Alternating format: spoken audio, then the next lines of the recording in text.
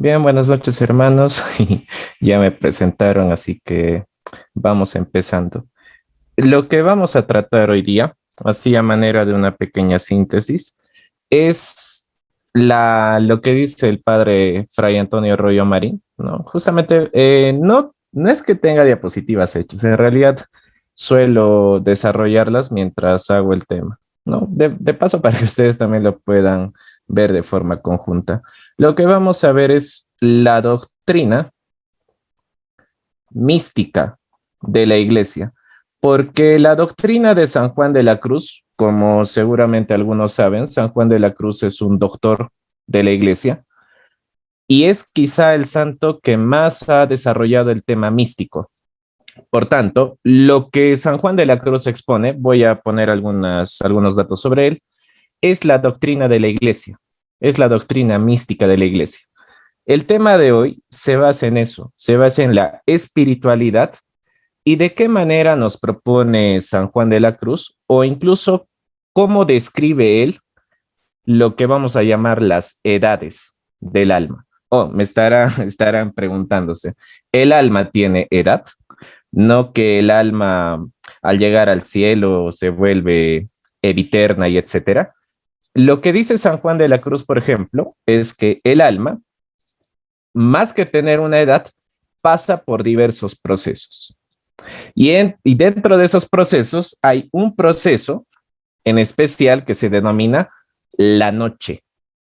Por eso, San Juan de la Cruz, dentro de la doctrina que maneja en los libros, que voy a dar a continuación para que lo puedan revisar o buscar si es que el tema les llega a apasionar, describe cómo son las noches, qué sucede en estas noches que pasa el alma.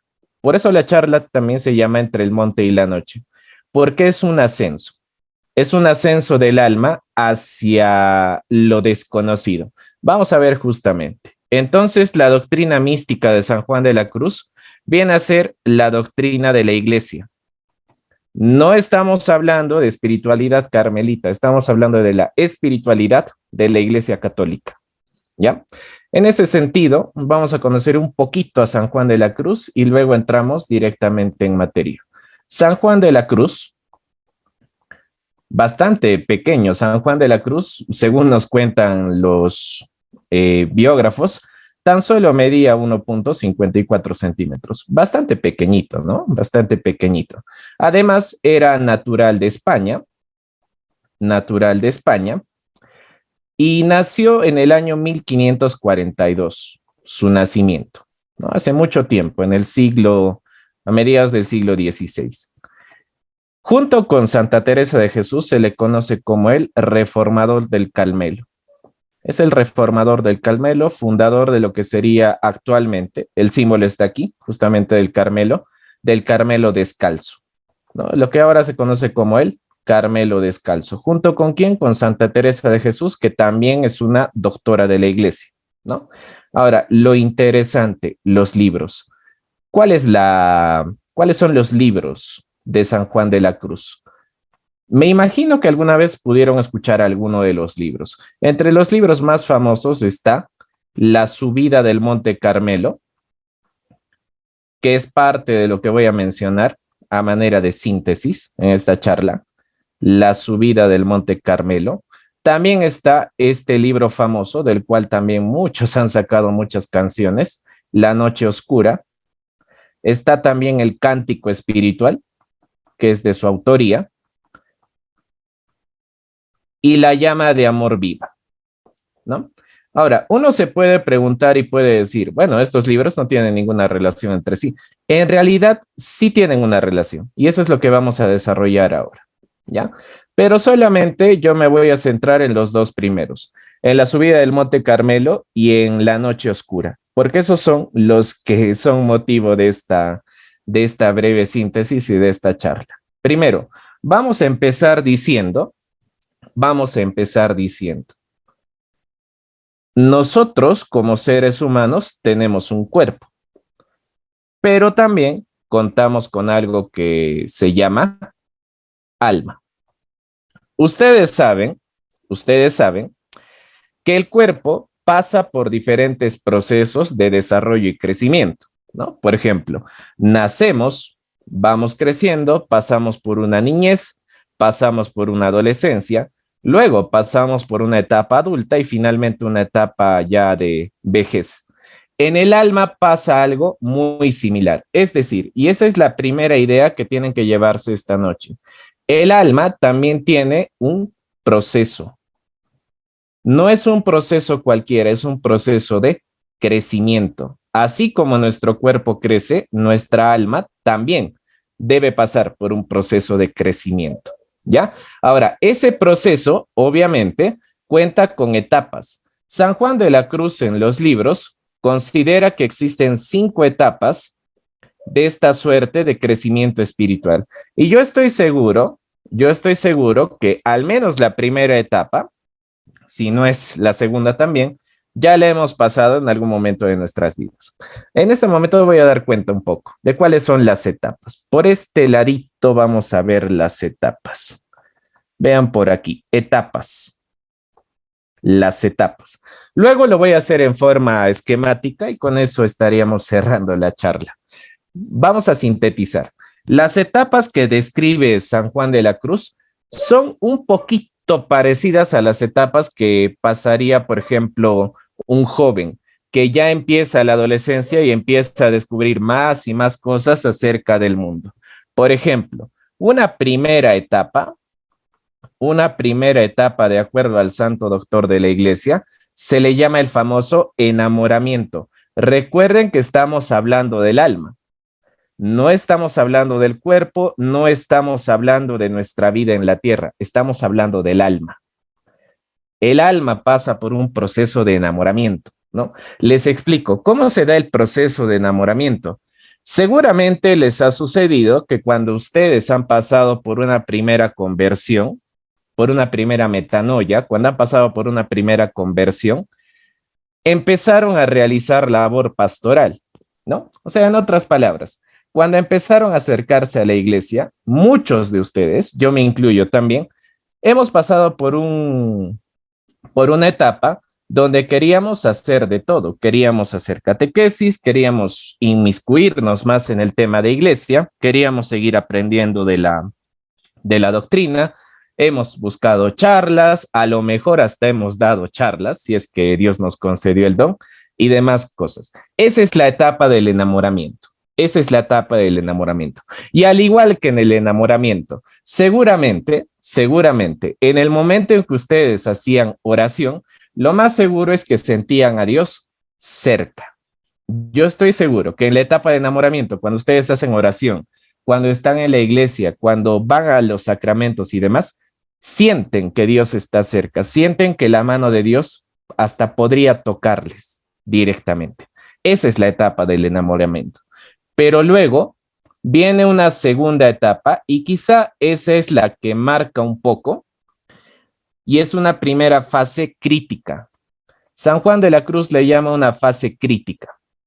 Ojo, lo importante de la charla de hoy día, ¿qué es? No es que pensemos y digas, ah, pucha, creo que estoy en esta etapa, o no, parece que estoy en la otra. No es ubicar la etapa. Más bien la charla de hoy tiene que servir para que sepan que el alma necesita crecer. Si no somos conscientes de que el alma necesita crecer, entonces la charla de hoy va a caer en un saco roto. La charla de hoy sirve para eso. El alma necesita crecer, ¿ya? Esa es la idea central. La segunda etapa es como una primera noche oscura. Se llama la noche de los sentidos. Vamos a dejarle el nombre. En la siguiente pantalla ya vamos a desarrollar los temas. Una tercera etapa. Existe también una tercera etapa que se denomina básicamente la etapa de consolidación, ¿no? Después de que el alma sale de la primera noche oscura llamada la noche de los sentidos, el alma empieza a consolidar todo lo que va aprendiendo en esta etapa. Vamos a sintetizar esta parte. ¿Qué significa la noche de los sentidos? De momento, pongámosle purificación. Es una purificación. Luego les explico más o menos en qué consiste, qué trata y qué es lo que hace Dios en nuestras almas en esa etapa. Luego, Viene una cuarta etapa que a lo mejor es la etapa más crítica, algunos incluso le llaman la etapa insufrible, que se va a denominar la famosa Noche del Espíritu. No sé si alguna vez escucharon este término cuando se hablaban de santos como por ejemplo Santa Teresa del Niño Jesús o por ejemplo de la Madre Teresa de Calcuta. Ambas personas han pasado por la Noche del Espíritu. Les adelanto, ¿en qué consiste la Noche del Espíritu? La Noche del Espíritu consiste en que la persona no es capaz de sentir a Dios. Es más, en la noche del Espíritu, Dios está tan ausente que las personas empiezan a pensar que Él no existe. Incluso, y creo que eso aparece en los libros de Santa Teresa de Jesús, en la historia de un alma, que es un libro clásico de espiritualidad. Incluso la doctora de la iglesia dice, me siento atea, parece que Dios no existe, porque lo busco y no lo encuentro. Voy a misa, no siento a Dios. Rezo, no siento a Dios. Ayuda al prójimo, no siento a Dios. Es como si Dios no existiera y como si todo lo que yo he vivido fuera una mentira. Esa es la noche del espíritu. Es más, es más, para los que pueden estar pensando, bueno, solo es una noche. En realidad, las noches oscuras, de acuerdo a lo que va a decir San Juan de la Cruz, pueden durar incluso toda la vida, años. No es una cosa de semanas, no es una cosa de días, aunque a veces depende de Dios, pero generalmente dura años. Imagínense ustedes, estar durante 20 años siendo católico y que de pronto sientas la ausencia de Dios y en cada cosa que haces no percibas que ese Dios al cual tú le tienes fe se encuentra ahí. Eso debe ser horrible. ¿Cómo soportaron los santos esto? Vamos a verlo también a continuación. Y la última etapa, la quinta, y aquí es donde ustedes tienen que hacer un poco de hincapié, la quinta etapa ya consiste en lo que nosotros vamos a llamar la santidad. Es decir, para alcanzar la santidad, el alma tendría que pasar por todas estas fases.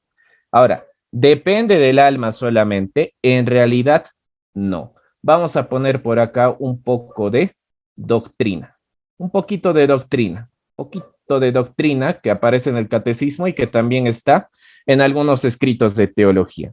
Un poquito de doctrina, por ejemplo, sobre lo que son las virtudes. ¿Ya? Vamos a aprender un poco. Cuando ustedes lean la palabra infuso o infusa, se refiere a que es Dios quien obra. Por ejemplo, las virtudes teologales, como sería la caridad, la fe y la esperanza, ¿en qué basan su doctrina? ¿Cómo funcionan las virtudes teologales?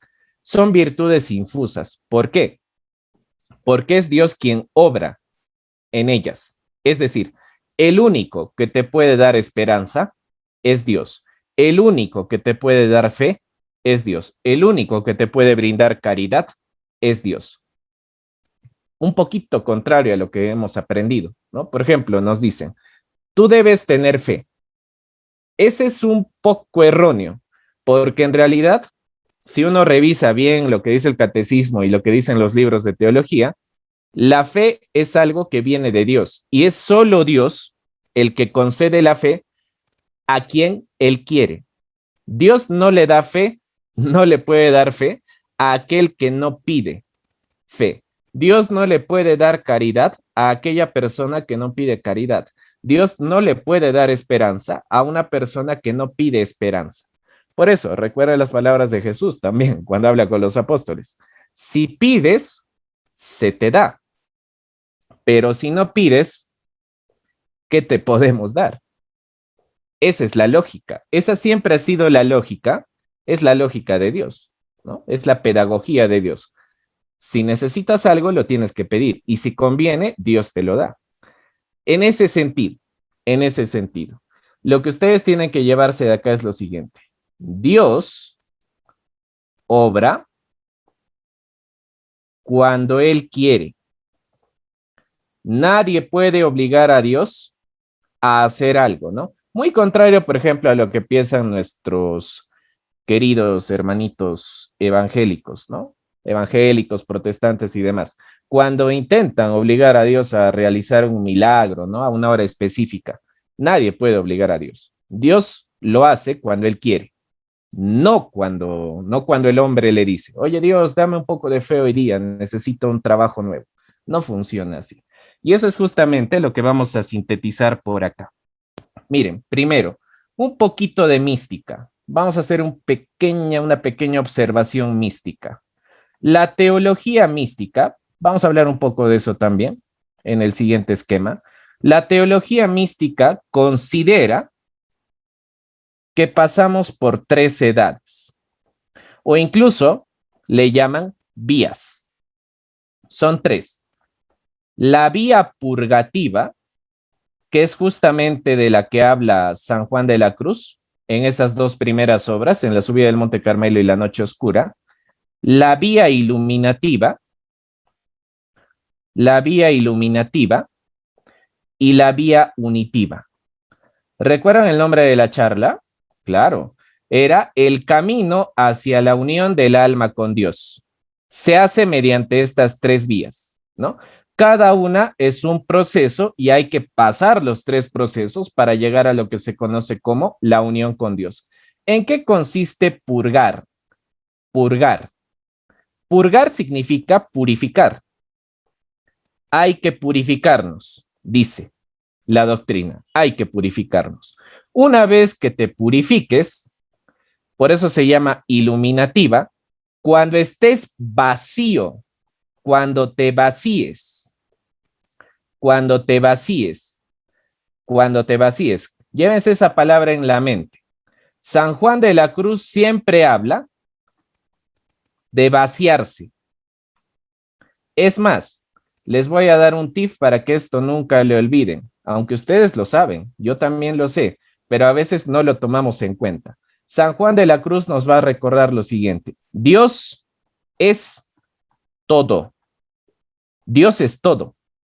Por tanto, si Dios es todo, las criaturas son nada. Así de simple y así de duro. Si Dios es todo, las criaturas son nada. Las criaturas son nada. Por tanto, si yo quiero unirme con Dios, tengo que vaciarme de las criaturas. Tengo que estar vacío. Esta es la famosa doctrina de las nadas. Todo es nada delante de Dios. Y eso es bíblico también. Si Dios es todo, entonces me conviene llenarme del todo y no de la nada. Así de simple. Y eso es lo que se hace en la vía iluminativa. Una vez que tú te vacíes, te vas a llenar de luz. Te vas a llenar de luz. Y cuando te llenes de luz, alcanzas la unión con Dios. La unión con Dios. Ahora, claro, San Juan de la Cruz no va a entrar mucho a tallar en el tema de la vía unitiva. La que lo va a hacer más bien es Santa Teresa de Jesús, en sus libros, en las moradas, en los castillos y demás. Ahí se va a ver los fenómenos místicos. Lo que normalmente le pasaba a los santos, por ejemplo, este tema de la bilocación, este tema de hablar con las almas del purgatorio, de ver los corazones, etcétera. Esos ya son fenómenos místicos, ¿no? Son consecuencia de la voluntad de Dios y del nivel de vía que ha alcanzado el alma. Por tanto, la idea general de esta primera parte, ¿cuál es? El alma, igual que el cuerpo, necesita crecer. El alma, igual que el cuerpo, tiene que pasar por diversas etapas. Es más, las personas normalmente en la calle, siempre que te ven caminando, pues dicen, ¿no? Oh, sigue vivo, está vivo. Cuando dicen la palabra vida, siempre hacen referencia al cuerpo. Nosotros que somos católicos, siempre olvidamos algo. El alma, como es igual al cuerpo y pasa por un crecimiento, también tiene una vida. Y de ahí justamente viene esta famosa palabrita, vida espiritual. Entonces, una pregunta que deberíamos hacernos esta noche. ¿Nos preocupamos por la vida espiritual de nuestras almas? ¿Procuramos que nuestras almas empiecen a crecer? Esa es una pregunta que deberíamos hacernos esta noche. ¿Tenemos vida espiritual? ¿Estamos preocupándonos por purificarnos y llenarnos de Dios, que es el todo, y no apegarnos a las criaturas que en realidad son nada? Vamos a ver, vamos a ver. Les propongo un pequeño esquema a modo de resumen, y aquí va a entrar todo lo que quiero decirles esta noche. Lo anterior es simplemente una pequeña introducción al tema. El tema en sí lo vamos a ver por acá. Miren, vamos a volver un poquito a colegio, vamos a poner un gráfico. Yo sé que a muchos no les gusta la matemática, no es que también me guste demasiado, pero es necesario. Vamos a hacer un pequeño ejemplo, tipo matemático. Vean, dijimos que había una primera etapa que se llamaba el enamoramiento. Luego hemos mencionado que había una especie de noche. Luego, un pequeño proceso que se puede llamar la consolidación y una segunda noche, que es un poco más dura, que es un poquito más dura, que puede durar bastante tiempo, y finalmente ya un nivel de santidad. Vamos a hacerlo así el gráfico, ¿ya? Vamos a hacerlo así el grafiquito para poder explicar muy bien esta parte. Vean por acá, vamos viendo por acá. Una primera etapa de todo este itinerario espiritual consiste en la etapa del enamoramiento. En algún momento de nuestras vidas, todos hemos sentido este sentimiento de enamoramiento. Saben que al inicio de cualquier relación, las cosas siempre son bonitas. Ojo, sensibles, sentimos demasiado, ¿no? Nos tomamos de las manos, abrazamos, decimos cosas bonitas, etcétera. Con el alma pasa lo mismo. Con el alma pasa lo mismo. ¿Por qué? Porque en la etapa del enamoramiento, lo que más importa son los sentidos. Es decir, en esta etapa,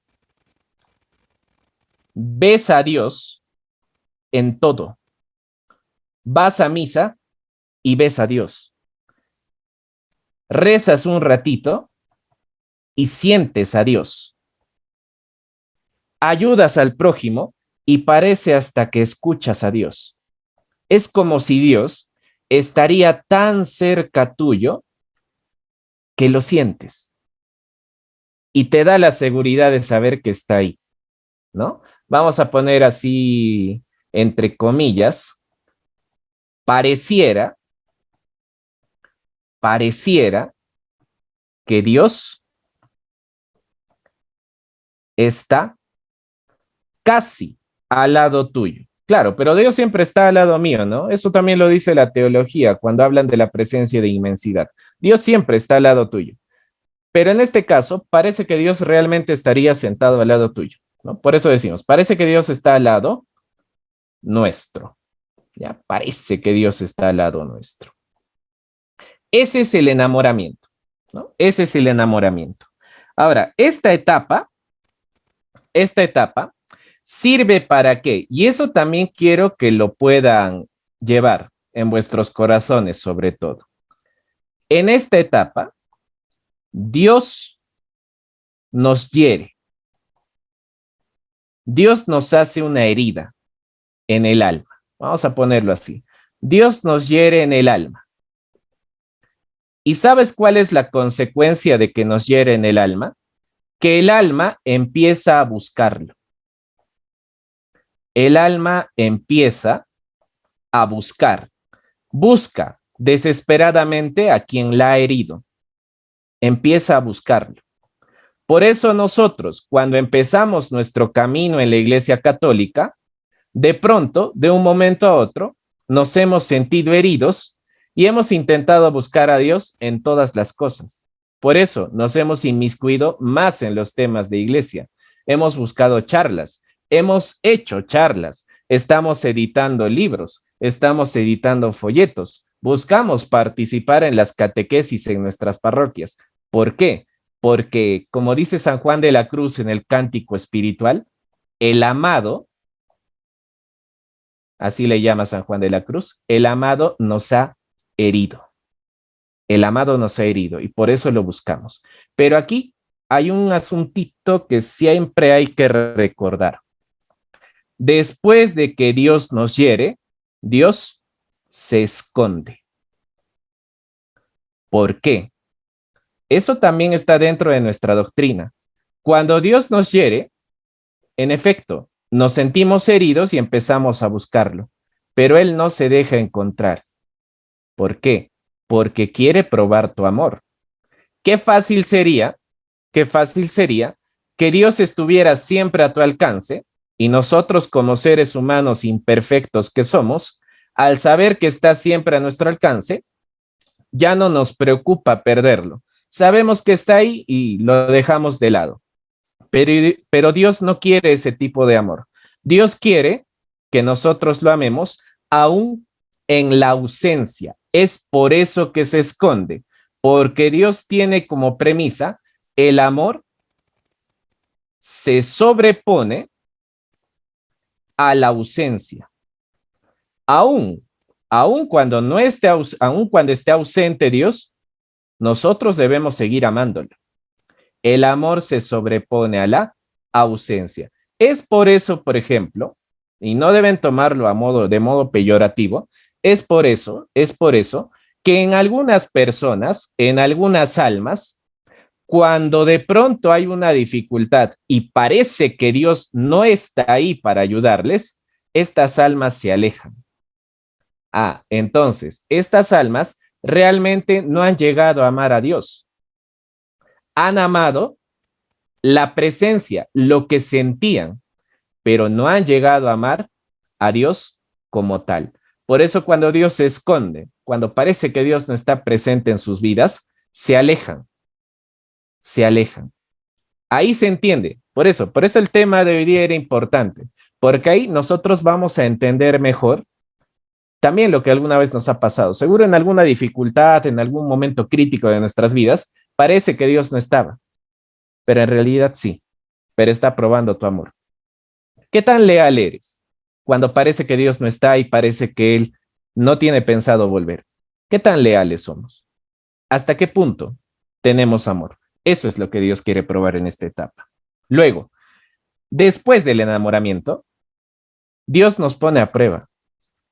Dios dice, ok, ya pasaste el enamoramiento, estás buscándome, pero necesito probar tu amor. Así que pasamos a una segunda etapa. La segunda etapa es la famosa noche del sentido. Es la primera noche oscura, la noche del sentido. ¿Qué hace Dios con nosotros en la noche del sentido? Lo primero que ustedes tienen que recordar aquí es que Dios se esconde. Aparentemente, Dios se ha escondido. Dios ya no está. Si vas a misa, ya no sientes a Dios. Si te pones a rezar, difícilmente sientas a Dios, ¿no? Antes, si una persona, por ejemplo, se ponía a leer la Biblia, se sentía la presencia del Señor, pero de pronto ya no. Parece que Dios no está. Dios se esconde en todo caso. Dios se esconde en la noche del sentido. Dios se esconde en la noche del sentido. Y la frase clave aquí, que también nos puede ayudar a entender, es esta: ya no siento a Dios. Antes, cuando veía los programas en Radio María, sentía la presencia de Dios, pero ahora no. Puede ser noche del sentido. Antes, cuando iba a misa, sentía a Dios tan cerca. Cuando se acercaba la Pascua, la Semana Santa, la Navidad, se siente a Dios cerca, pero ahora yo no lo siento. Dios te está purificando. Eso es lo importante.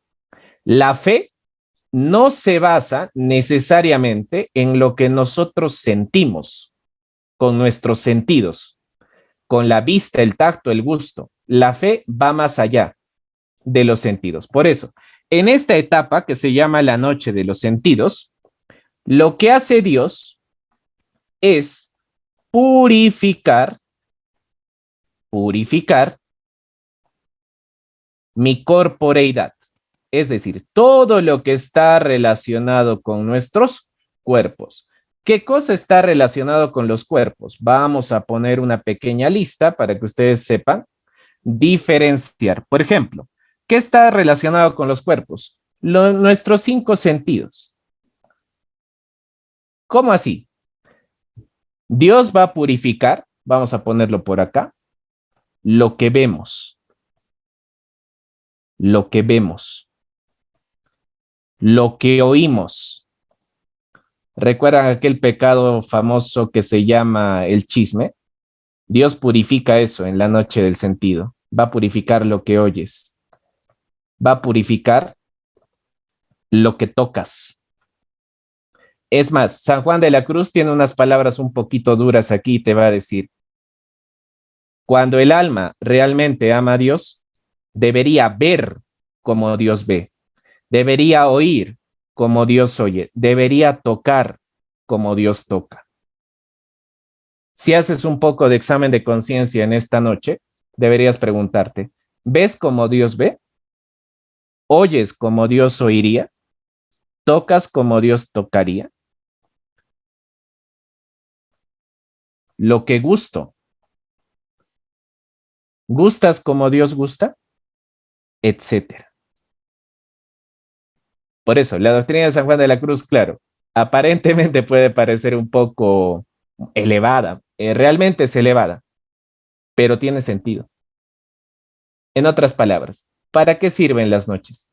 Para hacernos, como diría este libro famoso, imitación de Cristo, pero verdadera imitación de Cristo, verdadera. Imitar a Cristo no solamente en la cuestión doctrinal, sino también en la cuestión en la vida espiritual, que es lo que estamos viendo acá, ¿ya? La vida espiritual, los procesos, las etapas que tiene que pasar aquello que nosotros estamos llamando el alma. Ahora, además de los sentidos, ¿qué cosa más podemos indicar por acá? La imaginación. La imaginación. Y aquí el santo doctor de la iglesia te va a decir, ¿imaginas como Dios imaginaría? ¿Qué tan purificada está nuestra imaginación? ¿En qué piensas en tus momentos libres? ¿En qué piensas en tus ratos de ocio? Imaginación, la fantasía, la fantasía. ¿Tus fantasías son conformes a Dios? ¿Sí? ¿No? Esa es la pregunta que te va a hacer el santo doctor de la iglesia. Y eso es lo que hace Dios. Ahora, este proceso, no quiero complicar mucho el tema, porque en realidad, claro, hay bastantes palabritas que podemos utilizar acá, pero este proceso le vamos a llamar un proceso activo. Activo. ¿Por qué? Porque es el alma quien la ejecuta. Es el alma quien ejecuta las purificaciones en la noche del sentir. Es el alma. Ahora, les doy un pequeño tip, por eso también elegí el tema de una iglesia en la portada. La noche del sentido, si ustedes quieren relacionar cuál es el objetivo, o sea, qué es lo que está buscando Dios con nuestras almas en la noche del sentido. ¿Saben qué es lo que está buscando? Está buscando algo muy similar a lo que fue la encarnación. No, vamos a ser otros Cristos, eso es herejía. No, para nada. No estoy diciendo eso. El objetivo es muy similar a lo que sería la encarnación. ¿Cómo así? Dios lo que quiere es que nuestros cuerpos se purifiquen de tal modo, que puedan actuar de manera conjunta con nuestras almas. ¿Dónde podemos ver eso? ¿Dónde se ve específicamente ese asunto? En la liturgia. Por ejemplo, en la liturgia, eso también está en los manuales litúrgicos antiguos, esa máxima, dice, el cuerpo ora con el alma. Cuando nosotros hacemos la genuflexión, cuando hacemos una inclinación de cabeza, ¿no son nuestros cuerpos los que ejecutan esas acciones? Claro, y lo ejecutan de manera conjunta con el alma. En la liturgia, en la Santa Misa, por ejemplo, ustedes pueden ver aquel objetivo que Dios busca con la noche del sentido. Por eso es necesario purificar. Por eso es necesario purificar, para llegar a este punto de unión. Ahora, vamos avanzando porque el tiempo ya nos está ganando. Tercera etapa. Tercera etapa. Ahora, me puedes preguntar también, ¿esta etapa tiene fin? Por supuesto, tiene un fin, pero ese fin depende de Dios, no depende de nosotros, depende de Dios. Pueden ser años, pueden ser semanas, pueden ser días, etcétera. A ver, vamos a poner por aquí. En esta tercera etapa, ¿qué es lo que se hace? ¿No? El alma ya ha ganado experiencia. El alma ya tiene experiencia, ya ha sufrido una primera ausencia de Dios, pero ha purificado sus sentidos, ha purificado la imaginación, ha purificado la fantasía.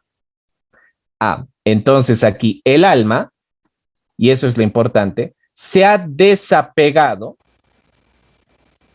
de las criaturas. Ahora, esto, como diría el padre Antonio Arroyo Marín, no lo deben entender del modo extremo. Por ejemplo, en el modo extremo, si yo les digo desapego de las criaturas, ahorita vas a tu casa y le dices a tu esposa, ¿sabes qué? Nos divorciamos. ¿Por qué? Porque un joven en la charla que tuve hace 2 minutos dijo que debo desapegarme de las criaturas. Tú eres criatura, por tanto me voy. No funciona así.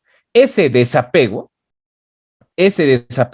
no es un desapego necesariamente físico, material. En realidad lo que Dios quiere es un desapego desde el corazón. Es un desapego desde el corazón. El corazón, por eso se utiliza esa famosa palabra metanoia, el corazón es el que tiene que convertirse, tiene que apegarse al todo. Es imposible en esta vida que nosotros podamos desapegarnos materialmente de todo. Es imposible, ¿no? Ni siquiera los cartujos, y ese también es otro dato, San Juan de la Cruz iba a ser cartujo, hasta que se encontró con Santa Teresa que lo convenció de no ser cartujo, ni siquiera los cartujos llegan a ese nivel, ¿no? De desapego total, porque no se puede, es imposible.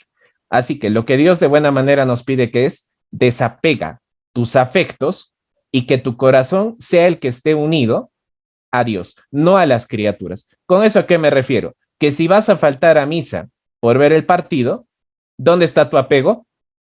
En las criaturas. ¿Dónde está tu corazón? En las criaturas.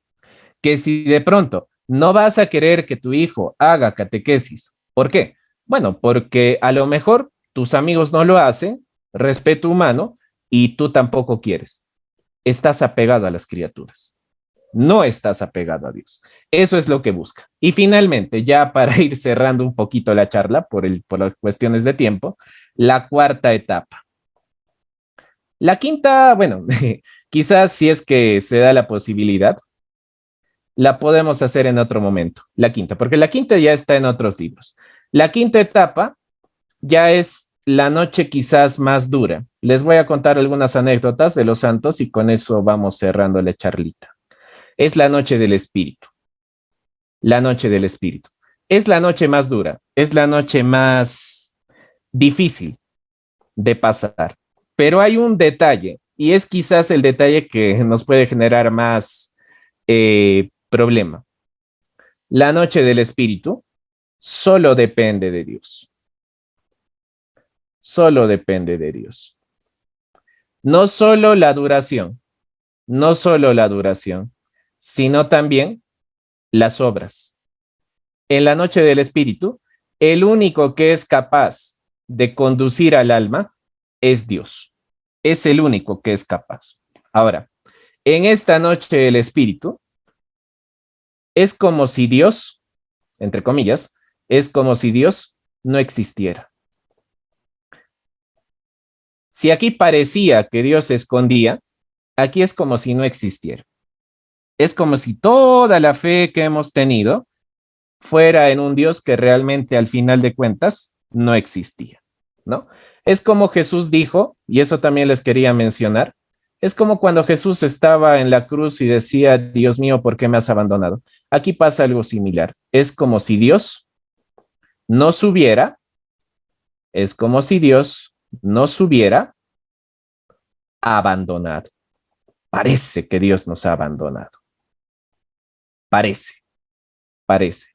Testimonios de la noche del Espíritu. Testimonios. Por ejemplo, Santa Teresita del Niño Jesús. Santa Teresita del Niño Jesús, en el famoso libro Historia de un alma, que les recomiendo leer, bastante recomendado, ella dice en uno de sus, es una autobiografía prácticamente, dice en una de sus cartas, me siento atea. Santa Teresita de Jesús, la santa doctora de la iglesia, cuando está pasando la noche del Espíritu, dice, me siento atea. Dios no está, no lo siento, no aparece por ningún lado, se siente atea. Imaginen llegar a ese nivel. Por eso, San Juan de la Cruz le llama crisis. Son crisis. Pero ¿para qué están las crisis? Nuevamente, purificarte. Purificarte. Todo es para purificarte. Todo lo hace Dios. Y ojo, como dijo el padre Javier, me parece en algunas charlas hace algunas semanas, Dios no es comunista. Por tanto, Dios no tiene el mismo proceso para todas las almas.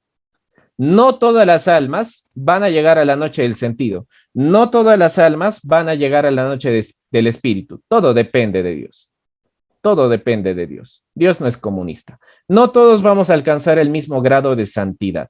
Hay grados de santidad, pero no todos vamos a alcanzar el mismo.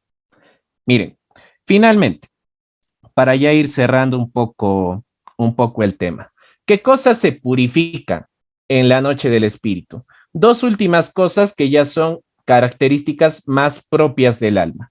Por ejemplo, la razón. La razón se purifica en esta etapa. Y también se purifica lo que vamos a conocer como el entendimiento. ¿Recuerdan las potencias del alma? Claro, recordamos las potencias del alma. La razón, el entendimiento, la memoria y la voluntad.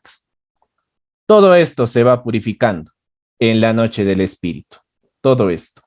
Es más, el padre José Antonio Fortea, en la Suma Demoníaca, en este pequeño tratado de demonología, cuando habla de la noche del espíritu, también menciona, y da un poco de miedo, que a veces Dios toma esto como una prueba y le permite incluso al demonio, le permite tentarnos casi al nivel en el cual tentó a Job.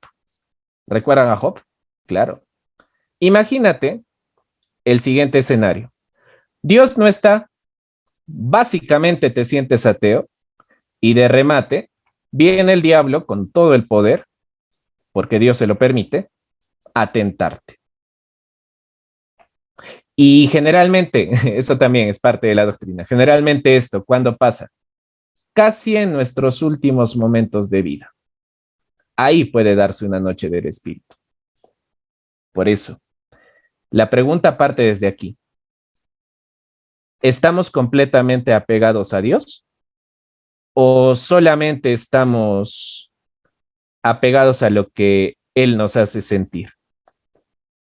Son cosas muy distintas y son preguntas que tenemos que responder poco a poco. Por tanto, al final,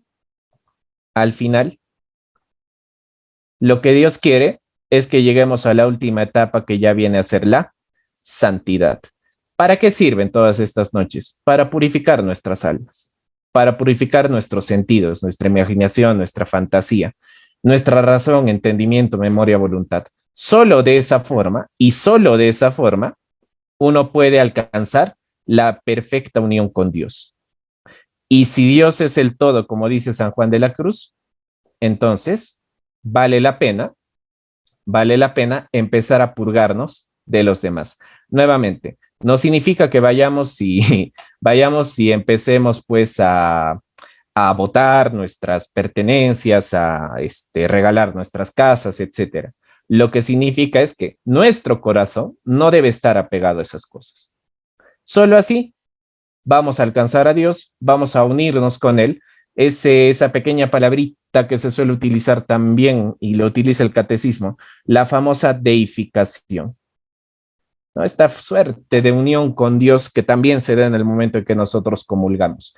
Ese es nuestro fin. Nuestro fin no es, como dijo la serpiente, ser como Dios. Nuestro fin es unirnos perfectamente a Dios. Y San Juan de la Cruz lo describe muy bien cuando habla de las noches. Por tanto, hermanos, ya cerrando el tema y ya dando paso a Oscar y a los hermanos que están dirigiendo la charla, la recomendación es la siguiente. Si queremos y si amamos verdaderamente a Dios, es un buen momento para empezar a purificar aquello que a lo mejor está manchado por el pecado. Nuestros sentidos, lo que ves, lo que oyes, lo que decimos, lo que tocamos, lo que imaginamos, las fantasías, lo que pensamos, nuestros recuerdos, nuestra voluntad, nuestro entendimiento, todo eso se va purificando. Pero, como dije hace un rato, estas cosas no pueden venir de la nada. Por tanto, en vuestras oraciones de aquí en adelante, pidan a Dios la gracia, que les conceda la gracia de poder alcanzar este grado de purificación. Solo así vamos a alcanzar aquella santidad a la cual nos llaman los evangelios. Listo, hermanos, eso sería todo. Espero que haya sido de vuestro agrado. Es un poquito difícil sintetizar a San Juan de la Cruz porque es muy amplio, pero espero que se haya podido entender y espero que el mensaje central también. Ya. Muchas gracias y espero que les sea útil.